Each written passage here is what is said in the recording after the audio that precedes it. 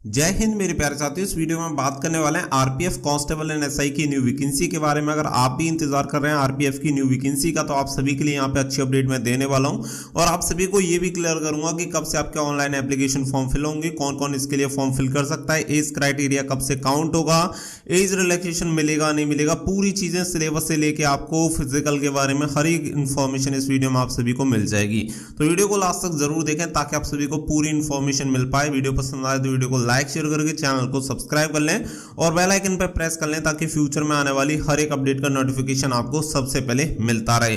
अब चलते हैं आपके ऑफिशियल अपडेट की तरफ और आप सभी को पूरी इन्फॉर्मेशन देते हैं। सबसे पहले अप्लाई डेट जानने से पहले मैं आप सभी को इसकी पूरी इन्फॉर्मेशन दूंगा और आप सभी को हर एक चीज क्लियर हो जाए। इसके बाद आगे बढ़ते हैं। तो यहाँ पे आप देखेंगे कि आरपीएफ रिक्रूटमेंट 2023 यानी 2023 के लिए आरपीएफ की न्यू वैकेंसी के बारे में यहाँ पे मैं आप सभी को बता रहा हूँ, जो कि 2023 के लिए न्यू वैकेंसी रिलीज की जा रही है। हालांकि आप सभी जानते हैं कि 2022 में ये वैकेंसी रिलीज होनी थी और किन्हीं प्रशासनिक कारणों की वजह से इन वैकेंसी को रिलीज नहीं किया गया। अब यहाँ पे अगर मैं बात करूं तो यहाँ पे जो भी ऑल ओवर इंडिया से मेल एंड फीमेल कैंडिडेट होंगे वो सभी कैंडिडेट इसके लिए अप्लाई कर सकते हैं 2023 की वैकेंसी के लिए। और ये जो वैकेंसी रहेंगी आपकी कांस्टेबल एंड एसआई यानी कि सब इंस्पेक्टर की वैकेंसी रहने वाली है 2023 में। अब अगर मैं नंबर ऑफ वैकेंसीज की बात करूं तो यहाँ पे आप सभी को बता दें कि 12,000 प्लस यहाँ पे आपकी पोस्ट रहेंगी जो कि मेल एंड फीमेल दोनों कैंडिडेट के लिए रहने वाली हैं, जिसमें बताया जा रहा है कि 50% जो वैकेंसी रहेंगी वो फीमेल कैंडिडेट के लिए रिजर्व रहेंगी, यानी कि 6,000 वैकेंसी जो रहेंगी वो फीमेल कैंडिडेट के लिए रहेंगी और 6,000 जो वैकेंसी रहेंगी वो मेल कैंडिडेट के लिए रहने वाली हैं। वहीं पे नेम ऑफ पोस्ट की अगर मैं बात करूं तो देखिए कांस्टेबल की 9,000 वैकेंसी रहेंगी, वहीं पे सब इंस्पेक्टर की आपकी 3,000 वैकेंसी रहने वाली है। इस तरीके से टोटल आपकी 12,000 वैकेंसी हो जाती है। यहाँ पे बात करते हैं आपकी एलिजिबिलिटी क्राइटेरिया के बारे में। तो यहाँ पे आप सभी को एज लिमिट के बारे में अगर बात करें तो यहाँ पे जो आपकी एज लिमिट होनी चाहिए, अगर आप कांस्टेबल के लिए फॉर्म अप्लाई करना चाहते हैं तो कांस्टेबल के लिए आपकी एज होनी चाहिए 18 से 25 साल, यानी कि मिनिमम 18 साल और मैक्सिमम 25 साल। और ये क्राइटेरिया है आपका जनरल कैटेगरी का। अगर आप ओबीसी से बिलोंग करेंगे तो आपको 3 साल की उम्र में छूट मिलेगी। वहीं पे अगर आप एससी और एसटी से बिलोंग करते हैं तो यहाँ पे आपको 5 साल की छूट मिलती है। अब आपका जो एज क्राइटेरिया होगा वो कब से काउंट होगा वो भी आप देख लें कि 1/7/2023 यानी 1 जुलाई 2023 से आपकी उम्र की गणना होगी।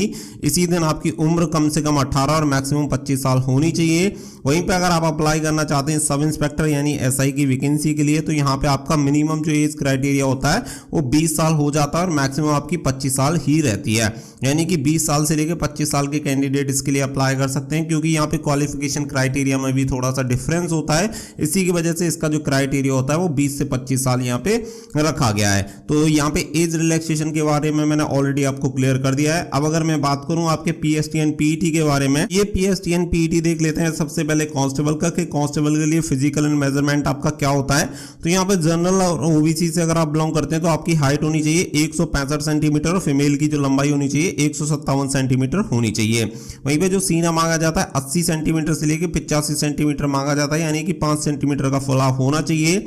अगर आप बिलोंग करते हैं एससी या एसटी कैटेगरी से तो यहाँ पे 160 सेंटीमीटर आपकी लंबाई होनी चाहिए और फीमेल कैंडिडेट है तो 152 सेंटीमीटर आपकी लंबाई होनी चाहिए। सीना की अगर बात करें तो 76.2 सेंटीमीटर से लेकर 81.2 सेंटीमीटर सीना होना चाहिए, यानी कि यहाँ सीना में छूट तो आपको मिलती है लेकिन फुलाव आपका कम से कम 5 सेंटीमीटर होना ही चाहिए। वहीं पे यहाँ पे गढ़वाली वगैरह के लिए गोरखास मराठास जो होंगे उनके लिए 163 सेंटीमीटर मेल कैंडिडेट और 155 सेंटीमीटर फीमेल कैंडिडेट और सीना जो होना चाहिए 80 से 85 सेंटीमीटर होना चाहिए। वहीं पे अगर बात करें कि आपका जो फिजिकल होता है, फिजिकल में आप सभी को बता दें कि यहाँ पे आप सभी की रनिंग होती है, लॉन्ग जंप होती है, हाई जंप होती है। तो जो कांस्टेबल के लिए अप्लाई किया है मेल कैंडिडेट ने, उन्हें 5 मिनट 45 सेकंड में 1600 मीटर की यहाँ पे रनिंग कंप्लीट करनी होती है। वहीं पे फीमेल कैंडिडेट को 800 मीटर की जो रनिंग होती है 3 मिनट 40 सेकंड में कंप्लीट करनी होती है। मेल कैंडिडेट के लिए जो लॉन्ग जंप होगी वो 14 फीट होगी और हाई जंप होगी 4 फीट। इसके अलावा फीमेल कैंडिडेट के लिए जो लॉन्ग जंप रहती है वो रहती है 9 फीट और हाई जंप रहती है 3 फीट। तो ये आपको यहाँ पे 3-3 चांसेस के लिए मिल जाते हैं। तो ये आपकी हो गई कांस्टेबल का फिजिकल एंड मेजरमेंट आपको क्लियर हो गया। इसके अलावा बात आती है सब इंस्पेक्टर के पीएसटीएन पीईटी के बारे में। तो जनरल ओबीसी कैंडिडेट के लिए सेम 165 सेंटीमीटर लंबाई होनी चाहिए, 157 फीमेल कैंडिडेट के लिए होनी चाहिए जनरल और ओबीसी कैटेगरी में। अगर आप ईडब्ल्यूएस से बिलोंग करेंगे तो ईडब्ल्यूएस का भी सेम जनरल और ओबीसी वाला ही क्राइटेरिया रहेगा, यानी कि एक फिजिकल मेजरमेंट में अगर हम बात करें तो आपका कांस्टेबल एंड एसआई का दोनों का सेम है, कोई भी आपको डिफरेंस देखने के लिए नहीं मिलेगा। बस आपका जो डिफरेंस आपको देखने के लिए मिलता है, जो आपकी रनिंग होती है वो रनिंग में आपको डिफरेंस देखने के लिए मिलता है। क्योंकि यहाँ पर running sub inspector male candidate की जो होती है वो 1600 मीटर के लिए 5 मिनट 45 सेकंड की जगह 6 मिनट 30 सेकंड यहाँ पे समय दिया जाता है सब इंस्पेक्टर के लिए। अगर आप फीमेल कैंडिडेट हैं तो 800 मीटर की रनिंग 4 मिनट में आपको कंप्लीट करनी होगी। वहीं पे लॉन्ग जंप मेल कैंडिडेट को 12 फीट करनी होती है और फीमेल कैंडिडेट को लॉन्ग जंप 9 फीट करनी होती है। हाई जंप की अगर बात करें तो 3 फीट 9 इंच करनी होगी मेल कैंडिडेट को और 3 फीट करनी होगी फीमेल कैंडिडेट को। अब बात आती है आपकी क्वालिफिकेशन की, तो देखिए क्वालिफिकेशन के लिए मैं आप सभी को क्लियर कर दूं कि अगर आप कांस्टेबल के लिए अप्लाई करना चाहते हैं तो यहाँ पे किसी भी आपने स्टेट से अगर 10th पास कर रखा है तो आप इसके लिए अप्लाई कर सकते हैं। बट अगर आप सब इंस्पेक्टर यानी SI के लिए अप्लाई करना चाहते हैं तो आपके पास स्नातक की डिग्री होनी चाहिए, यानी कि आपका ग्रेजुएशन कंप्लीट होना चाहिए। किसी भी स्ट्रीम में आपने कर रखा हो, BA BSc BCom कुछ भी आपने कर रखा है, आप इसके लिए अप्लाई कर सकते हैं। बस यहाँ पे ग्रेजुएशन की डिग्री आपके पास होनी चाहिए। वहीं पे अगर मैं बात करूं यहाँ पे देखिए इसके सिलेबस के बारे में, तो आप सभी को कांस्टेबल का सिलेबस यहाँ पे क्लियर कर देते हैं। तो कांस्टेबल एंड आपका जो SI का होता है वो जो आपका सिलेबस रहेगा वो यहाँ पे सेम ही सिलेबस रहता है, बस आपको लेवल में चेंजेस देखने के लिए मिलते हैं। क्योंकि यहाँ पे जो 10th लेवल का आता है कांस्टेबल के लिए, ग्रेजुएट लेवल का आता है आपका सब इंस्पेक्टर के लिए। अब यहाँ पे आपका सबसे पहला स्टेज जो रहेगा वो कांस्टेबल बेस्ड टेस्ट जो रहता है CBT, ये आपका होता है जिसमें जनरल अवेयरनेस के 50 क्वेश्चन 50 मार्क्स, अर्थमेटिक के 35 question 35 marks, general intelligence and reasoning के 35 क्वेश्चन 35 मार्क्स दिए जाते हैं। यानी टोटल नंबर ऑफ क्वेश्चन होते हैं आपके 120, टोटल नंबर ऑफ क्वेश्चन हो गए 120 और इसके लिए 120 मार्क्स आपको दिए जाते हैं। आपका जो पेपर की टाइमिंग होती है वो 90 मिनट होती है, 1 घंटा 30 मिनट में आपको ये पेपर करना होता है और 1/3 की यहाँ पे नेगेटिव मार्किंग होती है। कांस्टेबल एंड SI दोनों के लिए सेम एप्लीकेबल रहेगा, सेम आपके सब्जेक्ट रहते हैं, कुछ भी चेंज नहीं होगा। चेंज होगा तो केवल आपका यहाँ पे लेवल चेंज हो जाता है एग्जाम का, बाकी का आपका सेम यहाँ पे एग्जाम पैटर्न वगैरह जो रहेगा वो आपका सेम रहेगा। इसके अलावा यहाँ पे आपको 1/3 की नेगेटिव मार्किंग देखने के लिए मिलेगी। कांस्टेबल का जो पे स्केल रहेगा 5200 से 20,000 रुपए रहेगा। वहीं पे अगर सब इंस्पेक्टर की बात करें तो 34,500 यानी कि 4200 ग्रेड पे की यहाँ पे जॉब रहती है।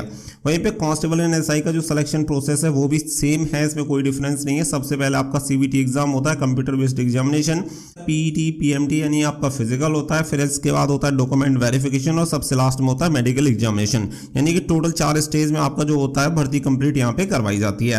एप्लीकेशन फीस की अगर हम बात करें तो SC ST PWD ex serviceman या फीमेल कैटेगरी से बिलोंग करते तो कोई फीस नहीं है, फ्री ऑफ कॉस्ट आप इसके लिए अप्लाई कर सकते हैं। बट अगर आप जैसे जनरल EWS और OBC कैटेगरी से बिलोंग करेंगे तो 100 रुपीज एप्लीकेशन फीस यहाँ पे आपको पे करनी होगी। अप्लाई करने के लिए आपको इसकी ऑफिशियल वेबसाइट से अप्लाई करना है। अप्लाई करने का प्रोसेस आप सभी को बताइए कि RPF की ऑफिशियल रिक्रूटमेंट वेबसाइट से ही आप इसके लिए अप्लाई कर सकते हैं। और अप्लाई करने के लिए ऑल ओवर इंडिया से मेल एंड फीमेल दोनों कैंडिडेट अप्लाई कर सकते हैं। तो यहाँ पे आप सभी को कुछ प्रोसेस भी बताया गया कि अप्लाई करने के बाद प्रिंट आउट वगैरह आपको लेके रखना है। इंपोर्टेंट चीज की तरफ चलते हैं यानी कि आपकी डेट की तरफ। तो यहाँ पे आप सभी को बता दें हाल ही में रेलवे मिनिस्टर अश्विनी वैष्णव जी की तरफ से एक स्टेटमेंट दिया गया, जिस स्टेटमेंट में बताया गया कि आने वाले कुछ महीनों में इस भर्ती को कंप्लीट कर लिया जाएगा और आने वाले 1 से 2 महीने में इसके नोटिफिकेशन भी रिलीज कर दिया जाएगा, यानी कि कुछ समय बाद ही इसका नोटिफिकेशन रिलीज हो जाएगा।